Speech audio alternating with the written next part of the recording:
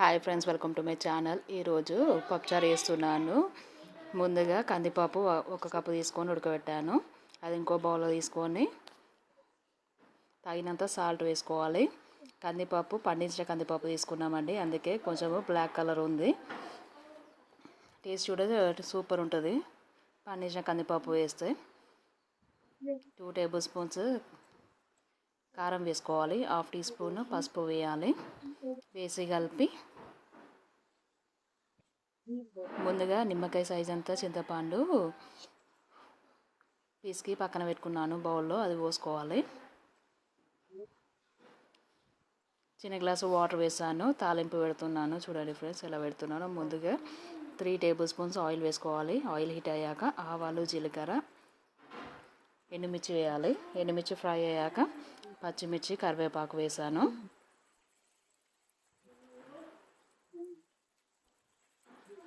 తాలింపు మంచిగా పెడితేనే పప్పుచారు టేస్టీగా ఉంటుంది. ఆనియన్స్ ఫ్రై కావాలి. ఫ్రై అయ్యాక 1 టేబుల్ స్పూన్ పసుపు వేసి, ఇక పక్కన మనము అన్ని ఉప్పు, కారము, పులుసు, చింతపులుసు పోసి బౌల్లో పెట్టుకున్నాం కదా, అది పక్కన మసలనివ్వాలి ఫ్రెండ్స్. పప్పు 5 మినిట్స్ మసలితే సరిపోతుంది. ఈ తాలింపు పెట్టినాం కదా, ఈ తాలింపు మనము ఆ బౌల్లో వేసి 5 మినిట్స్ ఉంచి స్టవ్ ఆఫ్ చేస్తే సరిపోతుంది ఫ్రెండ్స్. దీంట్లో టమాటా ఏది వేయట్లేదు. సొరకాయ పీసెస్, కొత్తిమీర వేయాలి.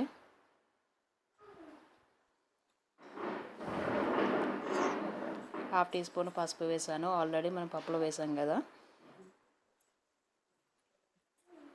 స్టవ్ ఆఫ్ చేసి పప్పులో వేసుకోవాలి ఫ్రెండ్స్.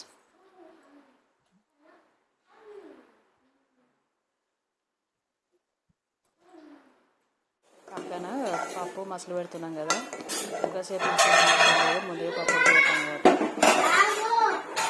ఈ తాలింపుది ఆ బౌల్లో వేసుకోవాలి. వేసుకొని 2 మినిట్స్ మసలినిచ్చి ఆఫ్ చేస్తే అయిపోతుంది ఫ్రెండ్స్.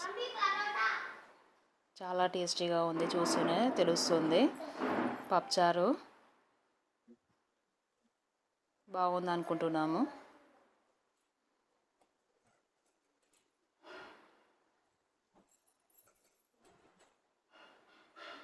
ఎక్కువ టైం పట్టదు ఫ్రెండ్స్, ఎందుకంటే ఏ పీసెస్ వేయట్లేదు కదా. అంతే ఫ్రెండ్స్, ఎంతో రుచికరమైన పప్పుచారు రెడీ అయింది. చూడండి.